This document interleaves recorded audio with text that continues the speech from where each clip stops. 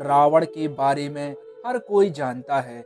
वह राक्षस वंश का था और उसके द्वारा की गई गलतियों के कारण हर साल दशहरे के दिन रावण दहन भी किया जाता है। वैसे क्या आपको मालूम है कि महान विद्वान और पंडित होने के साथ साथ रावण भगवान शिव का भी परम भक्त था। एक बार की बात है, रावण ने सोचा कि क्यों ना अपने आराध्य शिव जी को प्रसन्न किया जाए। यह विचार कर वह तपस्या में लीन हो गया। बहुत समय तक तपस्या करने के बाद भी शिव जी प्रसन्न नहीं हुए तो रावण ने अपना सिर काटकर शिव जी को अर्पण कर दिया। इसके बाद उसका सिर फिर से जुड़ गया। इसके बाद उसने फिर से अपना सिर काट दिया, लेकिन उसका सिर फिर से जुड़ गया। इस तरह एक एक करके उसने 10 बार अपना सिर काटा और हर बार उसका सिर जुड़ जाता। रावण की तपस्या को देखकर शिव जी प्रसन्न हो गए और उन्होंने वरदान के साथ ही उसे 10 सिर भी दे दिए। इस तरह रावण का नाम दशानन पड़ा। रावण के 10 सिर होने को लेकर इस कहानी के साथ साथ कई अन्य कहानियां भी प्रचलित हैं। ऐसा कहा जाता है कि रावण के 10 सिर नहीं थे, वह सिर्फ 10 सिर होने का भ्रम पैदा करता था। वहीं कुछ का यह भी मानना है कि रावण 6 दर्शन और 4 वेदों को जानने वाला था, इसीलिए उसे 10 कंठी भी कहा जाता है। शायद इसी कारण से भी उसे दशानन भी कहा जाता था। दोस्तों, रामायण से जुड़ी एक अन्य कहानी भी जानते हैं। माता सीता के जन्म को लेकर कई कहानियां प्रचलित हैं।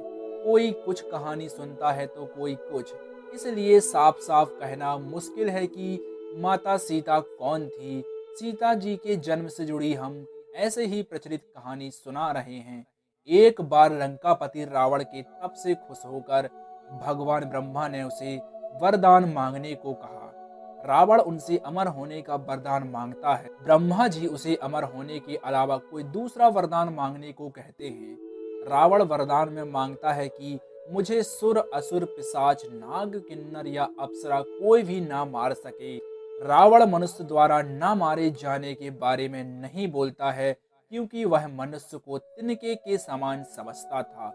वरदान पाने के बाद रावण हर तरफ तबाही मचाना शुरू कर देता है। एक दिन वह दंडकारण्य नामक जगह पहुंचता है, जहां ऋषि मुनियों का निवास था। रावण को ऋषि मुनियों को मारना उचित नहीं लगा, लेकिन वो उन ऋषि मुनियों के रक्त को एक कमंडल में भरकर साथ ले जाता है। वह कमंडल गृहस्मद ऋषि का था, जो पुत्री की लालसा में माता सीता से प्रार्थना करते थे कि वह उनके घर पुत्री के रूप में जन्म ले। इसके लिए गृहस्मद ऋषि रोजाना पूजा पाठ के दौरान पवित्र मंत्र पढ़कर दूध की कुछ बूंदें कमंडल में डाला करते थे, जिसमें रावण रक्त भरकर अपने साथ ले गया था। रावण कमंडल को लंका ले गया और वहां पहुंचकर कमंडल अपनी पत्नी मंदोदरी को देकर कहता है, यह विषैले रक्त से भरा है, इसे संभाल कर रखना और किसी को मत देना। कुछ दिन बाद बिहार के लिए रावण किसी पर्वत पर चला जाता है।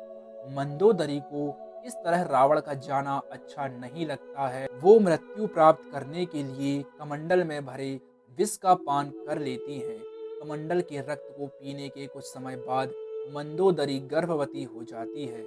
गर्भवती होने के बाद मंदोदरी घबरा जाती है कि महल में मौजूद अन्य लोग उसके बारे में क्या सोचेंगे। फिर मंदोदरी तीर्थ यात्रा का नाम लेकर कुरुक्षेत्र चली जाती है। वहां मंदोदरी एक बच्ची को जन्म देती है, लेकिन लोक लाज के चलते वो उसे एक कलश में रखकर जमीन में दफना देती हैं। कुछ दिनों बाद राजा जनक भी कुरुक्षेत्र जाते हैं। जब वह जमीन में हल चलाते हैं तो उन्हें वहां कलश मिलता है, जिसमें मंदोदरी ने बच्ची को रखा था। बच्ची को कलश से निकालते ही आसमान से फूलों की वर्षा होने लगती है और साथ में आकाशवाणी भी होती है। आकाशवाणी में राजा जनक द्वारा उस कन्या के लालन पालन की बात कही जाती है।